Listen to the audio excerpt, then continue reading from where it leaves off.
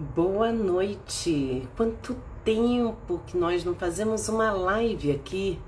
Saudade da gente estar aqui junto nesse bate-papo. E hoje nós vamos conversar sobre pais tóxicos. Vou fixar aqui. Então tá, fixar, né? Gente, de vez em quando dá umas bugadas aqui nesse Instagram. Foi. Pronto, como é que vocês estão? Boa noite, Ila. Vamos chegando, saudade de estar aqui com vocês, gente. Tem muito tempo, né, que a gente não faz uma live, que não bate um papo. A nossa live agora é mensal. Boa noite, Isabel. Quanto tempo? Boa noite, Francinete. Oi, Francinete. Esse assunto... Boa noite, Valdisney. Tudo bem? Poliana.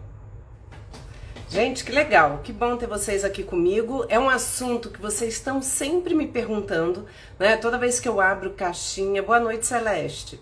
Toda vez que eu abro caixinha no fim de semana, surgem perguntas que envolvem essa questão dos pais tóxicos. Então é um assunto muito pertinente pra gente, porque não lhe largo. Ah, obrigada, querida.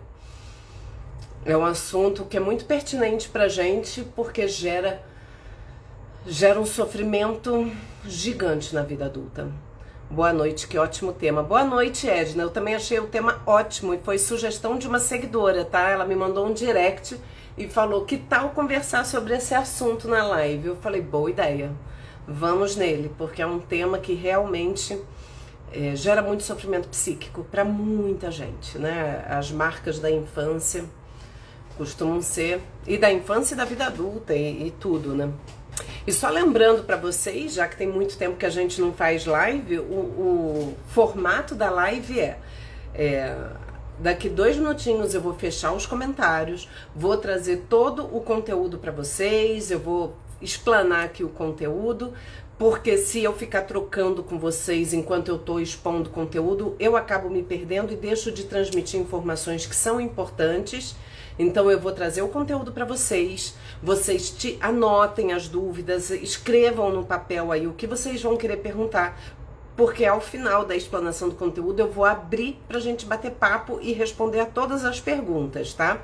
Então façam isso, anotem o que vocês quiserem perguntar. É um tema que mexe muito com a gente, mexe muito com as nossas emoções, começa a mexer ali naquela caixinha preta que a gente costuma deixar meio de lado. Então não esqueçam de anotar. Boa noite, Franci. Não esqueçam de anotar direitinho pra gente poder ter essa troca. Boa noite, Neuza. Gente, que bom vocês aqui comigo. É tão bom essa troca, né? Eu sinto falta de fazer a live. Eu espero no segundo semestre estar mais liberada dos meus horários para poder me dedicar um pouco mais. Pelo menos ficar quinzenal, né? Porque uma vez por mês é muito pouquinho, né? Eu acho.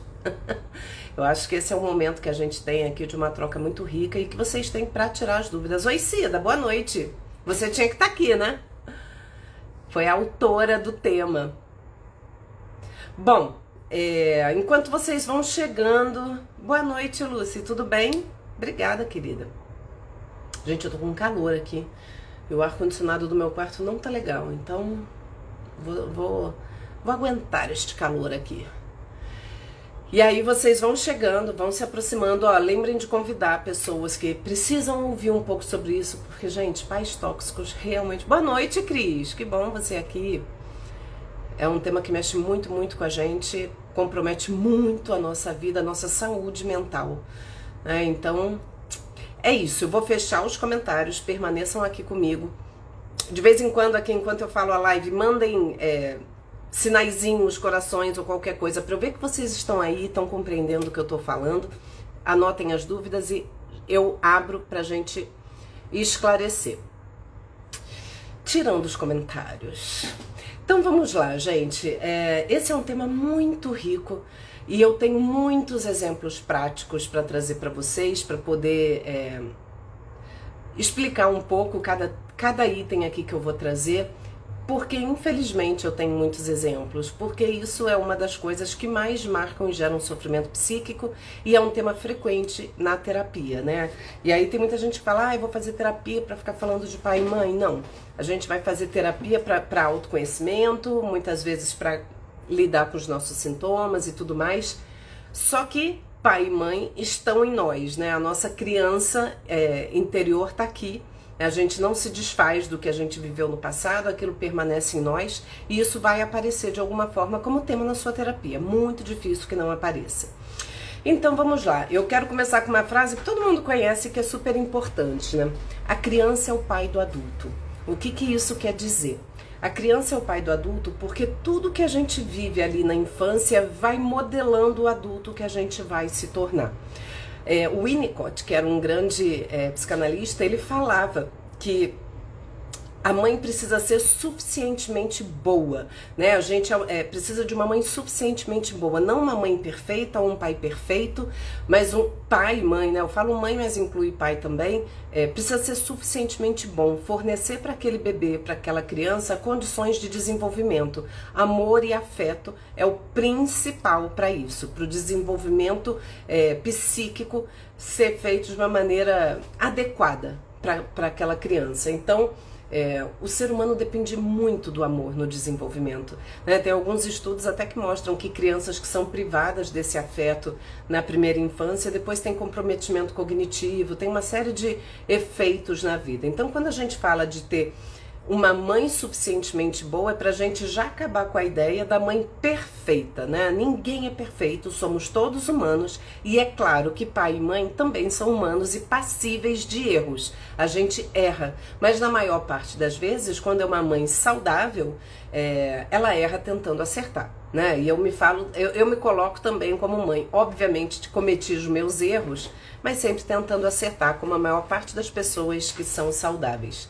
Mas existem aquelas pessoas que são tóxicas, são pessoas que muitas vezes podem ter até transtorno de personalidade, como narcisistas, mães narcisistas, borderlines, pais também narcisistas, borderlines, pessoas muito tóxicas que vão estar ali criando a gente, né? Pessoas assim não deveriam nem ter filho, de verdade, porque a maternidade exige que a gente tenha capacidade de amar, né? E essas pessoas dificilmente são capazes de amar alguém, principalmente narcisista, né? A border eu acho que até tem essa questão do amor, mas a pessoa que é muito narcisista, ela ama a si mesma, ela tem muita dificuldade em dirigir esse amor, né, para os filhos. E aí, o que acontece com os filhos de pais tóxicos? Eu vou começar primeiro um pouco falando qual é o impacto na nossa vida e depois eu vou descrever para vocês vários comportamentos de pais tóxicos, que eu acho que é importante que a gente consiga identificar, porque muitas vezes a gente leva tempo para perceber, né? A criança, enquanto ela é criança, ela não tem outra referência, ela tá naquela experiência ali, vivendo com o pai e com a mãe que ela tem, sem perceber o quanto que isso está trazendo de prejuízo ou de benefício para a vida dela. Na medida em que ela vai crescendo, normalmente na adolescência, ela começa a perceber o quanto que aquilo é estranho. Ela começa a conhecer outras famílias, outras mães, outros pais, outras formas de funcionar, e aí ela começa a perceber que tem alguma coisa errada na família dela.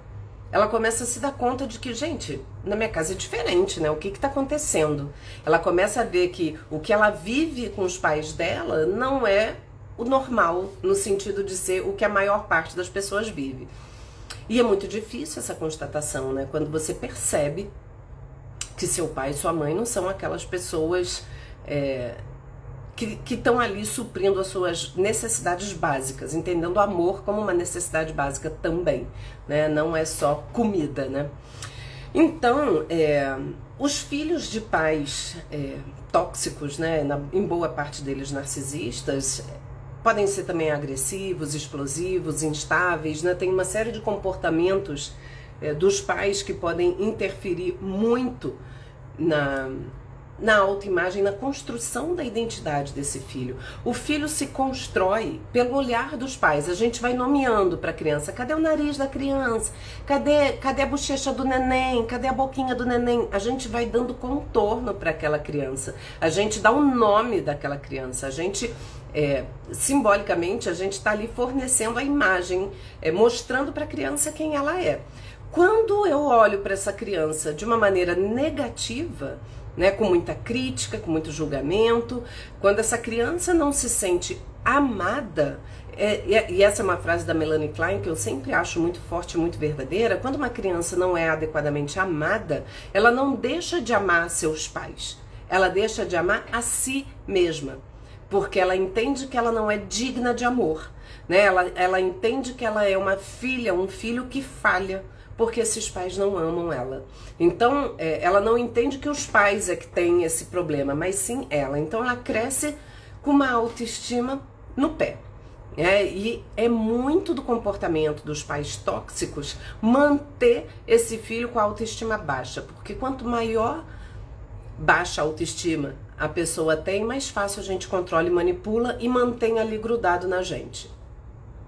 Então, os adultos que costumam ter pais tóxicos normalmente são filhos que não se sentem amados, não se sentem vistos, não se sentem ouvidos, não sentem que tem apoio para desenvolver a própria personalidade, ele se sente julgado, ele não se sente suficiente na vida, não se sente capaz de ser amado, né? Então isso impacta a vida da pessoa de uma maneira muito, muito pesada, né? Muitas vezes são pessoas que crescem e não conseguem se desvincular desses pais, ficam numa relação de amor e ódio ali preso, numa dependência emocional imensa. E o melhor caminho para esses filhos é, obviamente, buscar ajuda profissional, porque o impacto e o estrago pode ser tão grande causado por esses pais tóxicos que fazer terapia se faz extremamente necessário. Mas agora eu vou falar sobre os comportamentos desses pais tóxicos, porque a gente fala de uma maneira tão fulano é tóxico, né? Não sei o que é tóxico. O que é esse funcionamento tóxico? Eu vou até olhar aqui que eu anotei pra gente não se perder. Então, características. Eu vou usar algumas frases e vou explicar um pouco o que é essa característica e vocês reflitam aí com vocês se vocês passaram por isso ou conheça quem passou, né? Uma das frases que representa um pouco esse comportamento tóxico dos pais. Tenha medo de mim, mas me ame. É sempre essa mensagem dupla, né? Que eu acho que gera essa confusão no filho. Né? Os filhos, eles sentem medo dos pais, é aquele filho que de repente, meu pai chegou, como é que será que ele vai estar hoje, né? Tem essa questão do medo, né, da manipulação pelo medo, mas ao mesmo tempo esses pais exigem serem amados, né, do tipo, eu faço tudo por você e você não dá valor, né, então você tá o tempo todo nesse jogo emocional de mensagens dúbias. Ao mesmo tempo que você tem medo desse pai, você tem que amar esse pai, essa mãe. Né? Então você fica ali nessa confusão mental, se sentindo sempre mal e sentindo culpa, caso você não tenha o amor suficiente para aqueles pais, ou sentindo muito medo, que vai gerando muita ansiedade. Filhos de pais tóxicos facilmente desenvolvem transtornos de ansiedade, depressão, baixa autoestima, dificuldades profissionais, enfim, né? Impacta na vida de uma maneira muito grande. Uma outra frase: você precisa lidar com problemas de adultos, mas ainda não tem direito nenhum. Isso aqui é muito comum.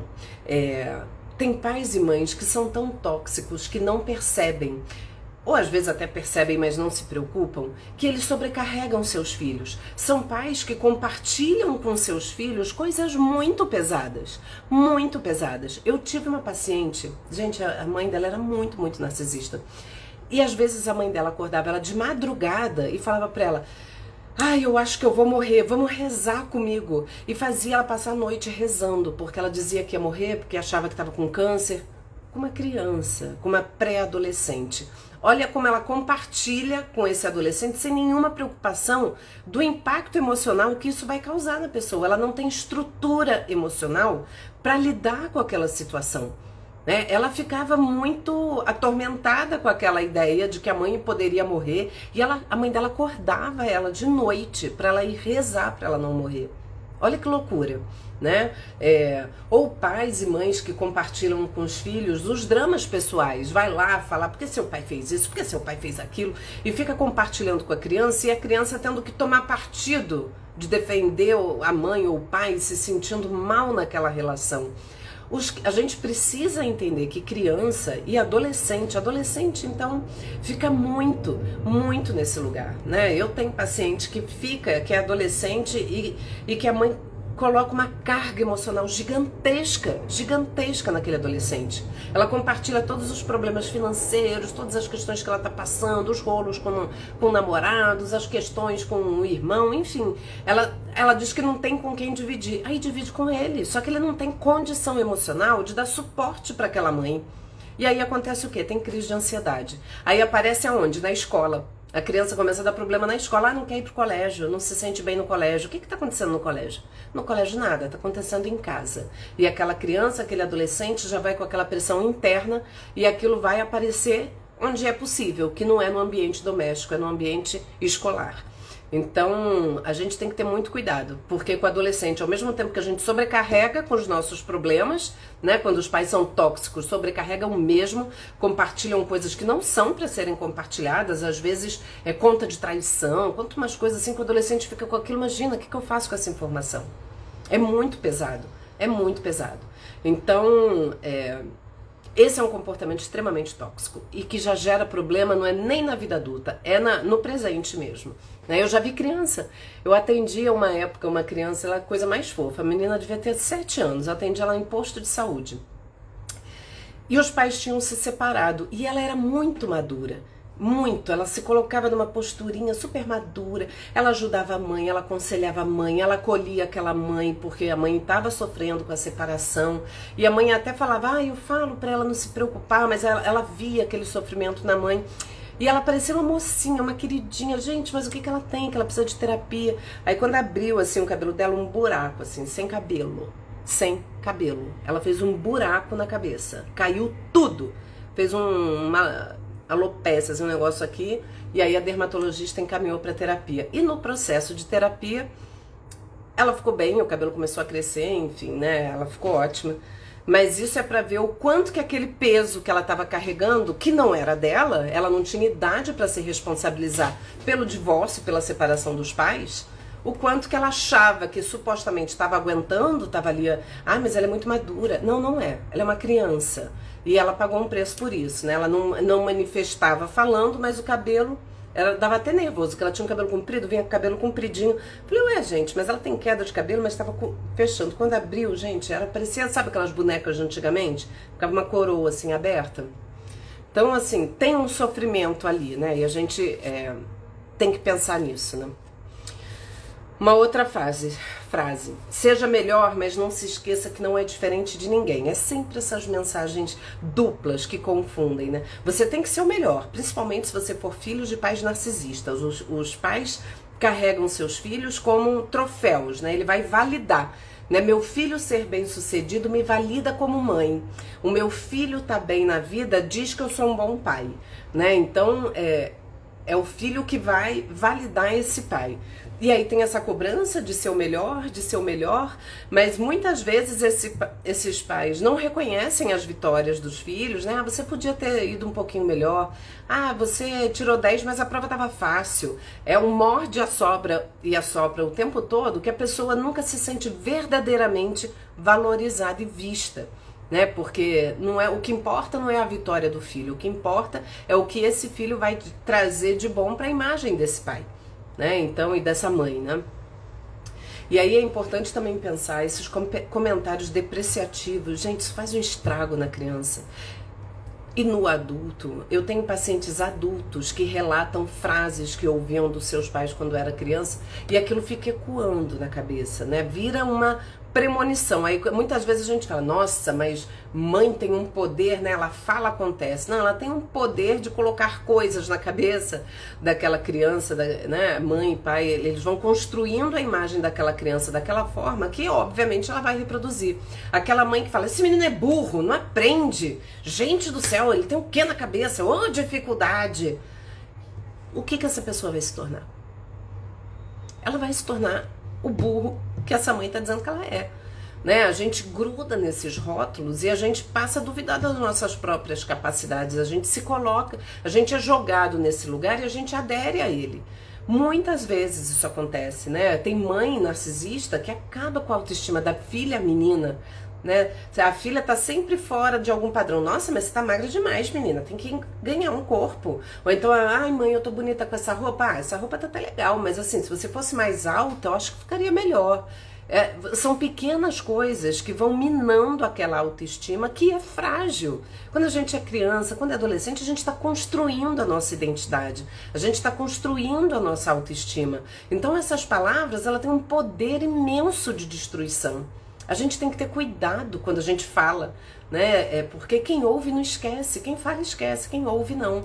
E são pequenas, às vezes até brincadeiras, né? Eu lembro até coisa que, né, nem são pesadas, mas, por exemplo, meu pai, na minha infância, ele tinha o hábito de me chamar de mal-humorada, porque eu era tímida, eu sou uma pessoa mais introvertida, né? Eu não sou uma pessoa extrovertida. Hoje eu não sou tímida mais, mas sou introvertida ainda. Então, se eu tô num ambiente que eu não tô muito confortável, eu vou ficar na minha, eu fico na minha. Eu tenho um mundo interno muito rico, eu me divirto com meus próprios pensamentos, eu não tenho essa necessidade tão grande de interação. E eu, quando era criança, era tímida além disso. Então eu chegava nos ambientes meio desconfiada, meio quietinha. Aí meu pai ficava, ai, lá vem a mal-humorada. Aí ficava fazendo assim na minha bochecha. Gente, aí aquilo fazia o quê? Me deixava num mau humor que reforçava aquilo que ele dizia. Porque toda vez que ele me chamava de mal-humorada, eu realmente ficava mal-humorada com aquilo que ele estava dizendo. Era uma coisa que me depreciava. Ele falava no sentido de me zombar um pouco de mim. E eu era criança, né? Então é claro que aquilo tem um efeito que é diferente de uma pessoa adulta, né? Que você já supostamente tem uma autoestima mais bem construída e o que dizem sobre você não importa tanto. Mas quando vem de pai e mãe, é uma palavra que vem, ó, com um peso muito maior, muito maior. Uma outra frase, se abra comigo, mas não fique surpreso se eu zombar de você. Gente, isso é muito comum também, né? Na adolescência, então, isso é muito comum. Mães e pais que querem que seu filho se abra, que você... Outro dia, para vocês terem ideia, eu escutei eu tava vendo um podcast da Débora Seco e até é um exemplo disso. Ela disse que a mãe dela supostamente era muito liberal e falava pra ela, minha filha, você tem que se abrir comigo, o dia que você tiver tua primeira relação sexual, você me conta, eu quero saber do que se passa com você. Aí ela disse ok, né, ela achava que tava tudo bem. Aí ela foi e teve a primeira relação sexual dela. Quando foi contar pra mãe dela, a mãe dela, que isso? Você é uma vagabunda! Botou ela abaixo de 0, né? Porque, na verdade, a mãe não tava nem... Não tô dizendo que a mãe dela é narcisista, gente. Pelo amor de Deus, nem sei quem é a mãe dela. Mas esse é um exemplo de quando você pede pra pessoa te falar uma coisa, mas quando a pessoa fala, a recepção é outra, né? Então, às vezes, você se abre esperando apoio ou acolhimento e você toma bordoada. Ou ainda, você conta uma coisa muito da sua intimidade quando você vê sua mãe tá contando pra vizinha, tá contando pra família inteira, tá espalhando, tá zombando, né? Então, gente, não é o caso da Débora Seco. Eu só dei este exemplo, tá? Não tô dizendo que a mãe é narcisista nem nada disso, que eu não sei nem quem é e provavelmente não é narcisista. Foi uma situação pontual. Mas é uma situação que muitas vezes os filhos são convocados a falarem coisas para os seus pais e quando fala aquilo é usado contra ele, né? E isso é muito comum. Nossa, eu atendo muito adolescente, gente. Eu tô com 6 adolescentes em atendimento no momento, todos com 15 anos, por incrível que pareça. Se fosse presencial, eu fazia grupo. E essa é uma questão muito frequente, né? A mãe quer que conte, mas quando conta, a mãe não sabe o que faz com aquilo que ela ouviu, né? Então, quando são pais tóxicos, isso ganha contornos muito piores, muito mais graves, que deixa a pessoa completamente sem segurança. Se a pessoa que você supostamente mais confia te trai, você não confia mais em ninguém. Aí você se torna um adulto desconfiado. Você se torna aquela pessoa que acha que não pode contar com ninguém. Porque as pessoas que supostamente você poderia contar acima de qualquer coisa foram as primeiras a abrir a tua vida para outras pessoas, né? Então a gente tem que ter muito cuidado com isso. Um outro comportamento muito tóxico de pais e que eu vejo muito com criança e adolescente é subestimar o que eles sentem. Mais do que subestimar, é desprezar. Ah, deixa de bobagem, menina. Que isso? Você tá chorando por causa disso? Para com isso. Você é um menino, é um rato. Você, menino, é uma bichinha, né? Ou com a menina, né? Do tipo, nossa, que coisa feia. Você tá fazendo birra por isso. Que bobagem. A gente desqualifica o que aquela criança tá sentindo. A gente tem um hábito de achar que criança, porque é criança, não tem sentimentos.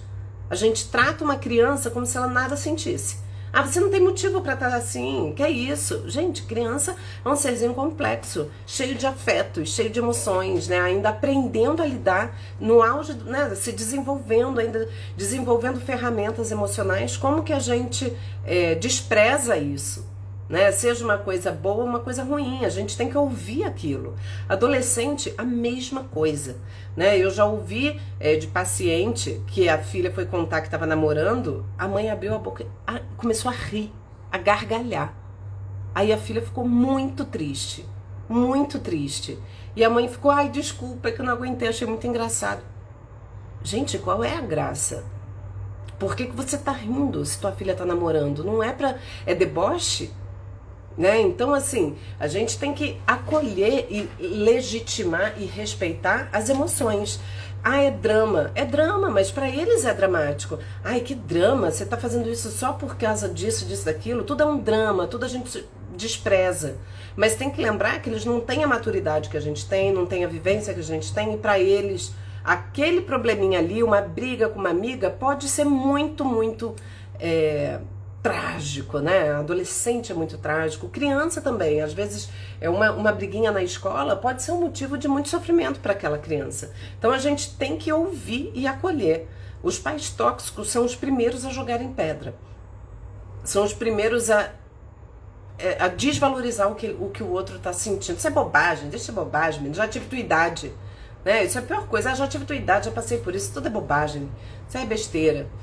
Você desqualifica o que o outro está vivendo e o que o outro está sentindo. E aí você cresce uma pessoa que não expressa o que você sente. Porque você fez parte de uma família que não tinha espaço para falar das tuas emoções. Aí você cresce uma pessoa que acha que teu sentimento não vai ser validado, você passa a não falar nada do que você sente ou do que você pensa, né? Bom, vamos lá ver outra frase. Você é uma pessoa ruim, então nem perca seu tempo tentando melhorar. E isso quanto menor a autoestima, mais fácil você controla o outro, né? Tanto que quando é um relacionamento amoroso com uma pessoa narcisista, a primeira coisa que ela faz é acabar com a autoestima do outro, né? Bota ela ali bem fraquinha, bem frágil, ninguém gosta de você, ninguém vai te querer, e aí a pessoa fica vítima, né? E isso os pais fazem com os filhos também, né?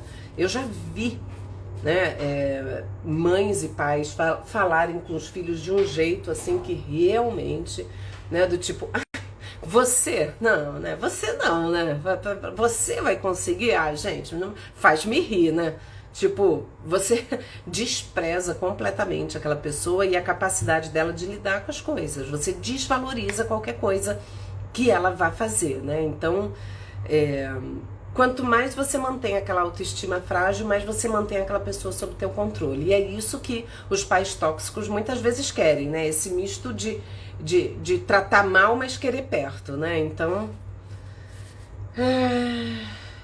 E essa também é pesada, né? Você pode ser bem sucedido, mas só se eu ganhar alguma coisa com isso, né? Os pais vão querer que seus filhos sejam bem sucedidos, né? Igual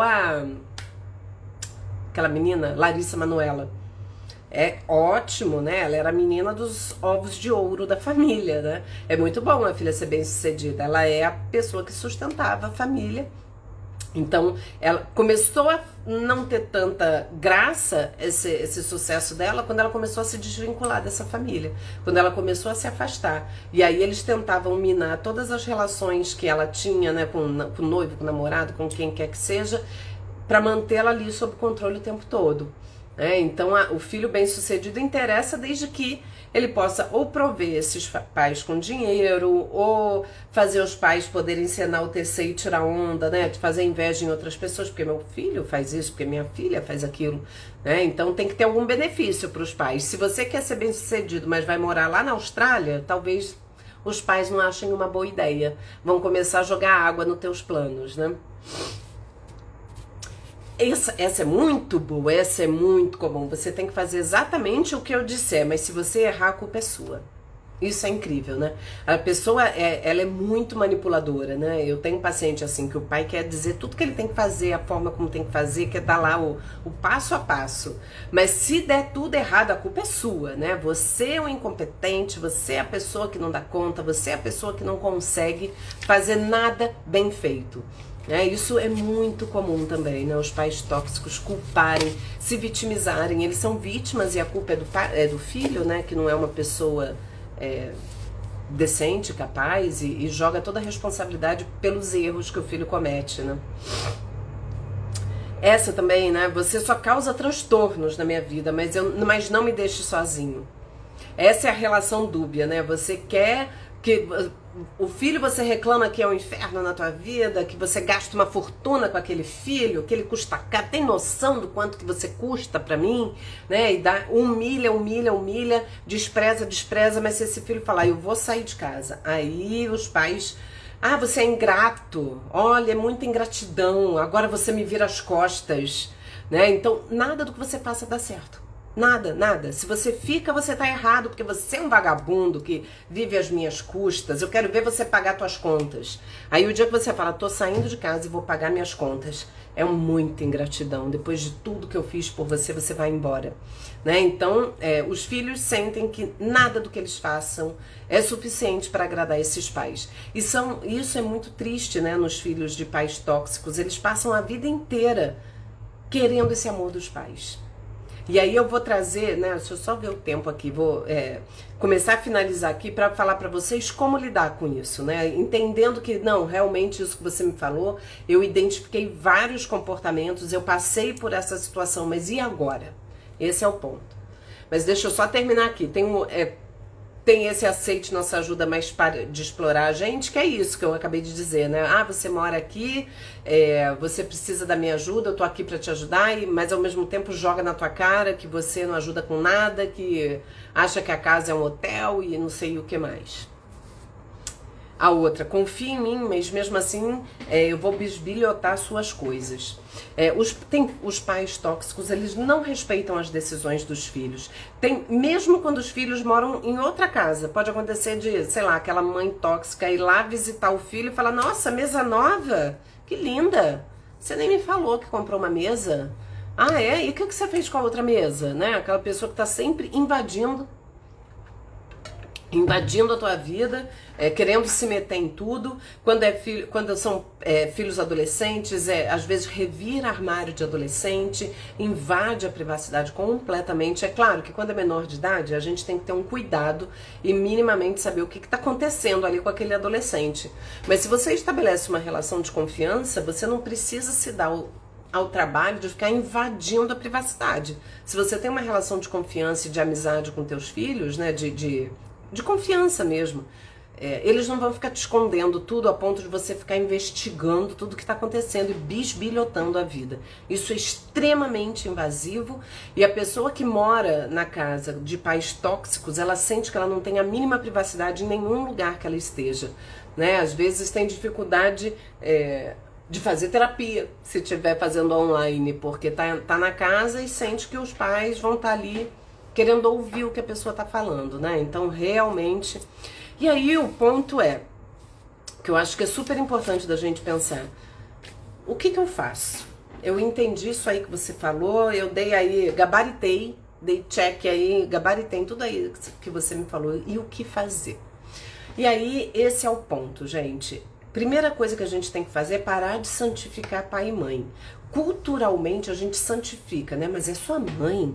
Mas é seu pai, você não pode fazer isso, você tem que gostar deles, você tem que amar, a gente não tem que nada, né? A gente não precisa, a gente não é obrigado a amar alguém que não ama a gente, que faz mal pra gente, que detona quem a gente é, porque os pais, mesmo na vida adulta, continuam minando aquela pessoa. Então a primeira coisa que tem que ser feita é o afastamento, tem que ter afastamento. Se não for possível um afastamento físico, porque às vezes não é, por questões financeiras e tudo mais, que seja um afastamento afetivo. Eu falo isso muito para vocês. Muitas vezes é você dentro daquele ambiente que você tá, você não tem como sair. Às vezes você ainda é muito novo, é um adolescente, Né? Criança não tem muito, gente, criança não tá nem ouvindo minha live aqui, mas criança não tem ainda recursos, não se trata ainda de crianças, a criança ainda, infelizmente, não tem muito o que fazer. Agora, adolescente em diante, já dá pra gente se defender minimamente. E uma das coisas é, não compartilhe suas intimidades. Dá um limite nessa relação. Não permita que isso te pegue, né? Entenda que não é você que é uma pessoa ruim. Aquela pessoa é que não é capaz de amar. Por N motivos. Pode ser um transtorno psiquiátrico, sei lá, um transtorno de personalidade, normalmente. Né? Normalmente é transtorno de personalidade, né? Quando a pessoa é muito ruim, assim, né? Pode ser traço de psicopatia, pode ser traço narcisista na maior parte das vezes, ou até border, né? As pessoas borderlines, elas muitas vezes têm uma instabilidade emocional muito grande e elas... Eu tinha uma paciente, assim, um pacientezinho que eu atendia e a mãe era border mais grave, assim... Gente, ela mentia muito. Ela inventava histórias do filho, né? Inventava situações. Ela alternava entre falar que o filho era maravilhoso, daqui a pouco ela brigava, acabava com ele. Botava ele abaixo do chão, né? Então aí o filho, os pais eram separados, ele queria morar com o pai. Aí a mãe fazia um drama. Por que você tá indo morar com seu pai? Porque você é um ingrato, porque eu nunca vou aceitar, enfim. Era muito difícil. Então, assim, na medida em que a gente vai crescendo, o quanto antes você puder se afastar fisicamente, faça. Se afasta fisicamente. Vai morar em outro lugar, vai morar longe dessa pessoa. Conviver com pessoas assim, pai e mãe, muito tóxico, é você querer se curar de uma doença estando exposto ao agente causador da doença. Não tem como. Você precisa se afastar para você se sentir melhor, para você conseguir resgatar a tua autoestima, para você conseguir ter um mínimo de saúde mental. Não tem como conviver com pessoas assim. Se você não tiver saída e estiver convivendo, limita a convivência dentro do ambiente. É possível. Né? E aí é você ficar no ambiente, fica mais no teu quarto, fica o máximo de tempo que puder na rua, vai criando estratégias. É importante que você tenha outros vínculos afetivos para você ter uma rede de apoio emocional, né? Que você possa estabelecer esses vínculos afetivos, seja construindo tua própria família e fazendo uma história diferente para tua vida, sendo uma mãe maravilhosa que você gostaria de ter tido, ou o pai maravilhoso que você gostaria de ter tido e não teve. E eu acho que é muito importante você se desvinculando afetivamente desses pais. Gente, não tem outro caminho. É muito triste a gente falar isso, né? Primeiro, desvincular um pouco aquele ideal, fazer o luto mesmo daquele ideal de pai, porque a gente sofre por não ter o pai e a mãe que a gente idealiza. Né? Eu queria tanto. E aí muitas vezes a gente fica forçando uma relação com esses pais na ilusão ou na esperança que esses pais correspondam minimamente ao papel esperado de pai e mãe. Só que isso não acontece. Então você fica ali forçando essa relação, se sentindo manipulado, se sentindo enganado. Aí você acha que a pessoa mudou e a pessoa te aproxima de volta. E quando você aproxima, ela, pum, de novo, te coloca no chão. Você sente que a pessoa te faz mal. E aí você fica ali ainda, né? Fica ali sem conseguir se desvincular. Você precisa trabalhar essa desvinculação afetiva, tanto desse ideal de pai e mãe que a gente carrega e fica esperando que aquele pai e mãe real se enquadrem nesse ideal, porque eles não vão se enquadrar. Infelizmente, esse é o pai e a mãe que você tem, isso a gente não escolhe, você não tem poder de mudar isso. O único poder que você tem é de mudar a maneira como você se relaciona com essa história, com a sua própria história, né? Como que você se relaciona com esses pais sem se ferir tanto. E aí chega na parte difícil, muitas vezes, é quando esses pais estão idosos e a gente se vê obrigado a cuidar. E aí esse cuidado, e eu tenho pacientes nessa condição, um tem uma condição financeira que permite que ele coloque esse pai numa casa de repouso, tá dando toda a dignidade possível para esse pai, mas amor não tem, e nem tem que ter, a gente tem que cuidar, não amar. Né? A gente tem que garantir que esse pai ou essa mãe idosa fique bem, né? Assim, garantir a saúde e uma velhice digna. Agora, amor não. Amor a gente não tem que amar. O problema é quando a gente não tem uma condição financeira de sustentar esse idoso, né, de uma maneira tranquila. E muitas vezes tem que morar na nossa casa. E aí é você se blindar emocionalmente com relação a isso. É parar de alimentar essa expectativa desses pais corresponderem a esse amor perdido que nunca aconteceu. É parar de achar que você tem muito adulto que fica assim ainda com os pais, esperando que esse amor apareça um dia. E aí você tá cuidando daquela mãe que tá super idosa e você fica, não, agora ela vai me amar, porque agora eu tô cuidando. E acontece o quê? Ela te trata mal. Ela te despreza, você tem que cuidar e ela diz que você não faz nada direito, ela reclama o tempo todo, e aí você fica, meu Deus, é muita ingratidão, aí você entra num alto flagelo emocional gigante, porque nada do que você faça continua fazendo ela mudar. Então, redimensiona a tua expectativa em relação a esses pais. Não vai vir amor de onde nunca veio. Né? Não fique esperando para você não ficar sempre se frustrando e sempre sofrendo. Só entenda que essas pessoas são seus pais, por acaso, né, pelo destino, pela vida. Eles te deram a vida, tá tudo bem. Você não tem uma dívida eterna com eles por conta disso. Não sinta que você tem uma dívida, que você é uma dívida impagável, que você tem que estar ali o tempo todo. Não é. Né? Vamos parar de santificar essa família, né? Porque tem muita coisa... É como se a gente, você não pode não gostar dos teus pais. Pode sim. Se teus pais não gostam de você, se te violentam emocionalmente, por que você é obrigado? Né? Então a gente poder lidar com essas emoções internamente, aliviar as nossas culpas, porque tudo que envolve pai e mãe envolve muita culpa, muita culpa. A gente está sempre culpado porque a culpa é minha, alguma coisa eu fiz de errado para isso ter acontecido, e não é. Né? Então como que a gente vai suavizar isso na nossa vida para poder construir uma vida saudável pra gente, né? Pra gente sobreviver a esses pais que foram tão tóxicos. E é possível, tá, gente? É muito possível. Mais do que possível, é necessário. A gente consegue se libertar disso. De vez em quando a gente ainda cai naquela dor, né, na vida adulta, algum gatilho, alguma situação que a gente vive que bota a gente daquele lugar, mas a gente consegue, a partir de autoconhecimento, a partir de identificar os nós que tem aí na sua vida, conseguir se libertar desses afetos, né, de tudo que te afeta, que vem dessa história, do que te faz mal, né, dessas dores que você viveu, tentar entender e até perdoar. Mas perdoar não porque você é uma pessoa tão sublime, tão altruísta que você vai perdoar. Não, você vai perdoar porque você é bem egoísta e você quer se cuidar. Né? A gente vai perdoar porque eu mereço viver sem essa dor.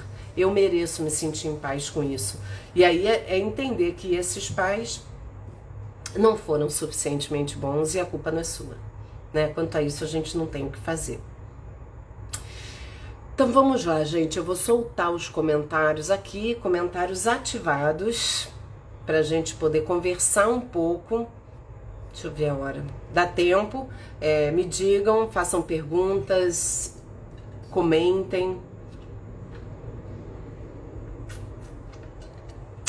Mas essa é uma das dores maiores que a gente carrega na vida, né? Essa relação com pai e mãe, ela realmente impacta muito a nossa saúde mental, né? Impacta muito a nossa autoestima, a nossa construção de identidade, a nossa sensação de capacidade. Só que aí já dizia Viktor Frankl, né? A gente precisa... isso é uma frase que ele fala que é muito maravilhosa, né? Nós não somos resultado das nossas condições, mas das nossas decisões. Então pense que as condições não te definem, né? Não são as condições que te definem, o que te define são as suas decisões. Então, ainda que as condições não tenham sido favoráveis, a maneira como você lida com elas, isso é uma decisão sua. Isso é possível mudar. Que live maravilhosa. Ai, que bom, Franci. Boa noite, Ricardo. Eu sei que é muita coisa, né? Eu acho que eu tento trazer aqui resumidamente, da maneira mais didática possível, mas é tanta coisa para falar sobre isso que daria umas 10 lives diferentes. Edna, maravilhosa live. Obrigada, Edna. Oi, Rê, boa noite. Bem pesado a questão de se afastar. É difícil, principalmente no emocional. A parte de se afastar, fica a culpa. Sim, sim. Não é fácil, a gente tem que ter um trabalho interno muito grande para a gente conseguir aliviar essa culpa, mas é possível, a gente consegue, né? Tem que ficar, de vez em quando a gente ainda é capturado nessa relação, aquela culpa volta, mas aí você tem que, sabe, redimensiona isso internamente o tempo todo, né? A gente tem que estar trabalhando isso o tempo todo. Adorei, que bom, Lúcia.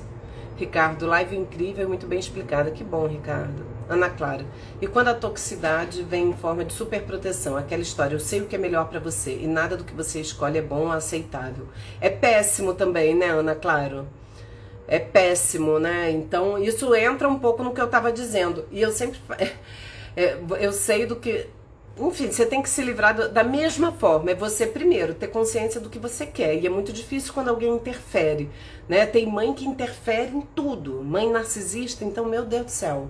Ela quer escolher tudo e aí se você escolhe outra coisa, eu não concordo, né? Quando você já é mais adulta, eu não concordo. Mas se você acha, eu jamais faria. Mas se você acha, e aí te deixa sempre naquela angústia, né? Tipo, meu Deus, como é que eu vou escolher isso que ela não aprova? E aí o que é importante é você entender que você não precisa da aprovação dela. Você não precisa. Né? Se ela sabe o que é melhor para você, ela que guarde para ela. Tem muitos pais que querem realizar suas frustrações nos filhos, né? Tipo, eu queria tanto ser uma bailarina e não fui. E aí ela quer que a filha seja, que a filha cumpra aquilo que ela não foi capaz de fazer. Então, a gente não tem que aceitar a imposição. E aí é abrir mão dessa necessidade de aprovação que a gente costuma ter. Não espere aprovação. E mesmo que venha mascarada de superproteção, né? Porque quem muito protege, desprotege. Eu falo isso sempre, né? Cris, esse assunto é pesado demais, mas necessário demais. É um dia de cada vez mesmo. Você foi ótima nas colocações. É isso aí, Cris. A luta é permanente, né? De vez em quando a gente cai nos buracos, né? A gente tá caminhando, aí tem aquele buraco assim, opa, conheço esse buraco aqui já, né? E quanto mais a gente conhece, menos tempo a gente fica nele, né? Cida, minha tia me criou, não conseguiu estudar e depositou em mim toda a frustração, querendo que eu fosse a melhor aluna da minha turma, a ponto de não falar comigo se a minha nota não fosse maior. É triste, né, Cida? Essa expectativa, e isso é muito tóxico, né? Quando a gente gera uma expectativa em cima do filho, a gente não, que é mesmo sendo sobrinha, né? A gente não enxerga quem a pessoa é, a pessoa deixa de ser um sujeito, ela é um objeto de realização, né? Assim, eu quero que ela faça o que eu tô dizendo e não o que ela é, porque a gente nem enxerga. E aí vem essa você cresce nesse ambiente de exigência extrema e aí cresce com a sensação de que nada do que você faz é bom o suficiente. Isso é muito, muito ruim para a autoestima, é péssimo. Afastamento na velhice realmente é mais difícil, sim. Mas é possível, não? Às vezes não tem jeito, né? Lúcia, infelizmente, ingratidão tira a afeição. Sim, sim. É Luiz teu nome? O que fazer quando fui rejeitado, mas não quero sair pegando geral? Foi rejeitado numa relação amorosa? Mas, gente, uma relação quando um não quer, dois não ficam. Não foi rejeitado, sofre essa dor, sofre esse luto e segue tua vida. Não tem o que fazer. Pegar geral não resolve, não tem nada a ver. Uma coisa é uma coisa, outra coisa é outra coisa, né? Uma coisa é você lidar com a sua ferida de rejeição aí, porque sofreu uma rejeição, outra coisa é pegar geral. As coisas não têm que andar juntas, tem outros caminhos, e um deles é se permitir sofrer um pouco e depois seguir adiante. Boa noite, Vanete. Lucy. Sei que temos nossos defeitos também, porém a gente conhece esses traços tóxicos. Sim, é importante que a gente identifique na gente também, né? Quando a gente tem traço tóxico, é bem importante, né? Doutora Adriana, você é como um farol iluminando a vida de muitas pessoas, né? Obrigada, Ricardo, você é sempre gentil. Cida, minha mãe estava por perto, mas nunca tomou a frente. Meu pai sempre disse que foi bom pai, porque bancou tudo, mas vinha desabafar comigo que a minha irmã não gostava dele. É difícil, né, Cida? Difícil. Bom pai porque paga, se fosse só isso, né? Prover financeiramente. Cresci nesse ambiente esperando ser amada, mas nunca fui. Hoje em dia eles não querem aproximação e eu digo que sou órfã de pais vivos. Sim.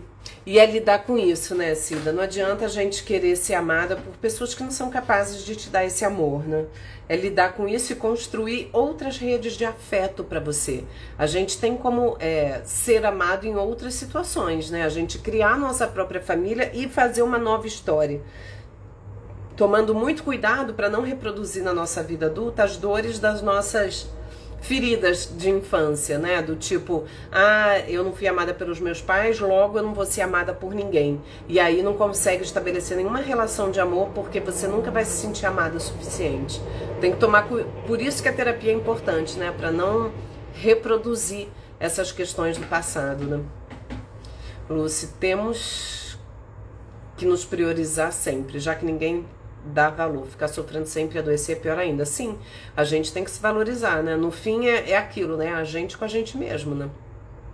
Se a gente não se ama, como é que a gente faz, né? Cris, exatamente. Quando temos essa experiência, parece mais claro o que devemos fazer com a nossa família que criamos. Sim, Cris. Eu falo, toda família é um exemplo do que seguir e do que não seguir também, né? Então, aquela falta que a gente sentiu, a gente sabe que é uma necessidade para suprir, né? Assim, é uma coisa importante. O que é difícil às vezes é a gente conseguir. Aliás, é um orgulho dizer, família que criei a minha. Com certeza, Cris. E às vezes é difícil a gente estabelecer essas relações de amor, porque muitas vezes a gente cresce inseguro, desconfiado, achando que ninguém vai gostar da gente o suficiente, se sentindo pouco, incapaz. É um caminho que pode ser o pior possível. E é claro, gente, que também pode acontecer o contrário, da gente se fortalecer naquela dor, né? De passar por aquela experiência e entender do tipo, eu não vou viver o resto da minha vida desse jeito, eu vou fazer da minha vida uma outra história. E aí, sangue nos olhos, faca no dente e sobrevivência. Ligar o modo sobrevivência, que vai te fazer ir adiante, porque você não quer mais viver aquele inferno que você vive. Então, por isso que a gente não é fruto das nossas condições, e sim das nossas decisões. O que eu faço com o que fizeram de mim é uma escolha minha, né? E eu não sou determinada por essas condições. Isso é muito importante da gente entender. Eu sou o que eu sou por tudo que eu vivi, mas o que eu faço daqui pra frente é escolha minha. É escolha minha, né? O passado eu não tenho o que fazer, mas com o futuro eu tenho. Isso vocês têm que colocar muito claro na cabeça de vocês, né? Assim, eu não tenho como mudar o passado, mas o meu futuro eu vou construir. E aí eu vou criar, eu eternizo esse sofrimento ou eu faço novos caminhos? Isso é uma escolha nossa, diária. Valdisney, muito boa a live, me trouxe muito aprendizado. Que bom, Valdisney. Lúcia, exatamente, modo sobrevivência, sim. E olha, tem muitas pessoas que ligam esse modo sobrevivência da melhor forma, né? E são pessoas muito fortes, muito fortes. Aquilo que não mata fortalece, né? Então, ou a pessoa cai num modo de adoecimento psíquico gigante, ou ela ativa o modo sobrevivência e cai pro enfrentamento e segue a vida num gás total, né? E eu tenho alguns pacientes nessa condição, não é só um, não. Alguns pacientes que ativaram o modo sobrevivência de uma maneira muito eficiente na própria vida, muito eficiente mesmo. Ana Clara, há poucos dias cheguei à conclusão que não me relaciono por considerar pesado demais ter responsabilidade sobre o bem-estar do outro, por me sentir muito cobrada pela sua família, pela sua mãe. Mas a gente não tem responsabilidade pelo bem-estar do outro, né? Eu acho que, a menos que seja teu filho. Agora, num relacionamento, né, a gente compartilha essa responsabilidade, né? Na verdade, é um compartilhamento, né? A gente é responsável no sentido de não ser uma pessoa que não respeita a outra, né?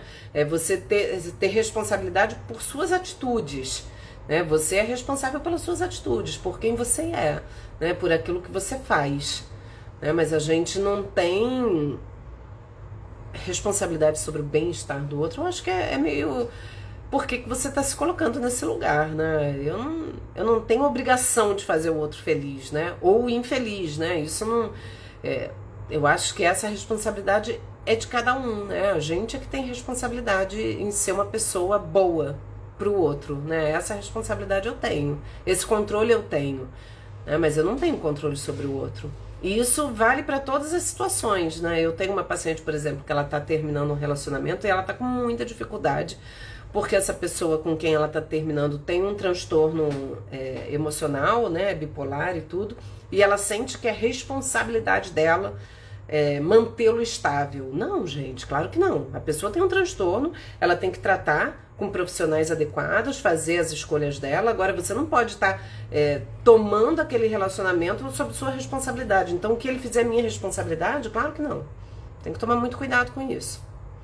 Lúcia, não quero, não tenho que me culpar por nada. Se ver que não me faz bem, melhor manter distância. Com certeza, Lúcia. Ana Clara, sim, não temos, mas precisamos descobrir isso em relação aos pais idosos mais um pouco. Sim, Ana Clara, com os pais idosos a gente tem uma responsabilidade legal, né? Assim, isso não tem muito como escapar, né? Tem uma legislação no país que é uma lei de proteção ao idoso que responsabiliza a família pelos cuidados desse idoso. Então a gente entender que a gente tem a responsabilidade de manter esses pais idosos. A gente não pode abandonar, né, gente? Uma pessoa que é vulnerável. Da mesma maneira que os pais são responsáveis pelos seus filhos pequenos. Eles são vulneráveis, eles não conseguem se manter bem sozinhos. Então, precisam que esses pais cuidem, né? Então, pros pais idosos é a mesma coisa. São pessoas que estão em condição de vulnerabilidade social. Então, a família tem que se responsabilizar. O que é diferente de amar. O que é diferente de botar debaixo do teu teto. Se você tiver outras formas de cuidar, você exerce essas formas, né? Se puder manter esse cuidado sem ser dentro da tua casa, sem ser, enfim, né? Aí vai depender do formato. Ou se tem irmãos, cada um suporta um pouco, né? Faz um rodízio aí de família para poder tolerar. São muitas as situações possíveis, né? No caso, digo responsabilidade emocional. Pois é, mas não, aí não tem, né? A gente não sei lá. Eu não sei o que você tá querendo dizer, Ana Clara. Você tem que esclarecer um pouco mais. Eu acho que, assim, responsabilidade emocional pelo outro... Sei lá. Tenho minhas dúvidas em que sentido você tá querendo dizer isso, né? Em que sentido? Tô até tentando voltar aqui pra ver se eu entendo melhor o que você tá querendo dizer.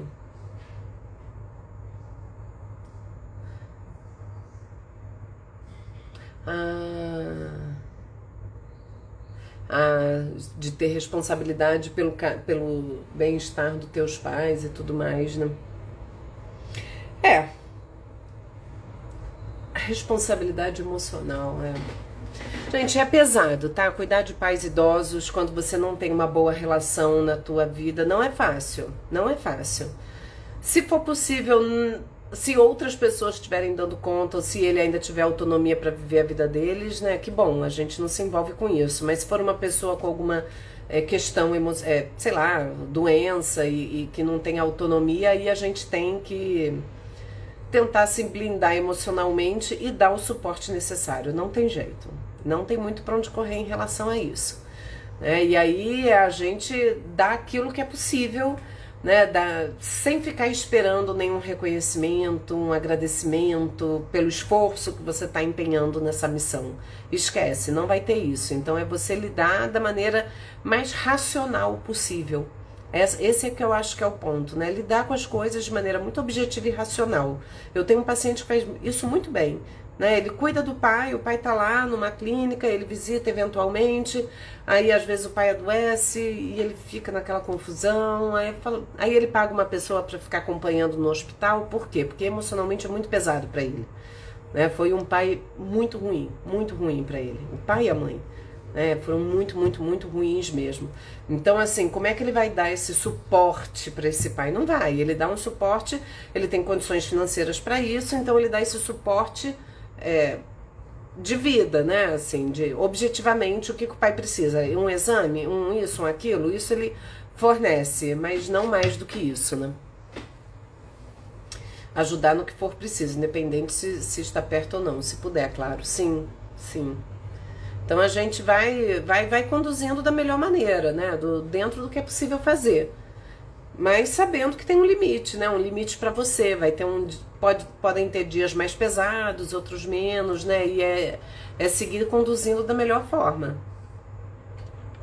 Ana Clara, comigo é aquela situação, me obedeça porque você é tudo que eu tenho, chantagem, simplificando, amo muito, mas se não for atenta, viro o boneco nas mãos da minha amada mãe, sei que todos precisamos, sim. É terrível, gente. Isso é terrível. Tem que realmente... Ai, gente, muito difícil, né? Tua mãe deve ser narcisista mesmo, né? E a mãe narcisista, ela vê o filho como um objeto, né? Você é tudo que eu tenho, né? Você não tem o filho, né? Você pare o filho pro mundo, o filho não é um objeto seu. Você é o que eu tenho, você me pertence, né? Então, você não pode me abandonar, né? Você é tudo que eu tenho, é terrível.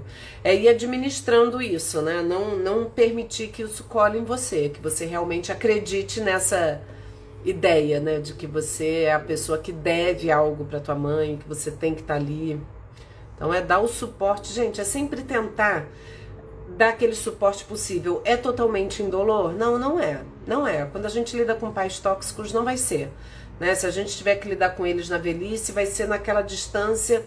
De vez em quando você vai lidar com aquela angústia, com aquela sensação, aí afasta um pouco, tipo, não, gente, preciso de um tempo, eu não quero lidar com isso agora. Aí daqui a pouco não tem jeito, acontece qualquer coisa, você tem que estar lá de novo. Então é você...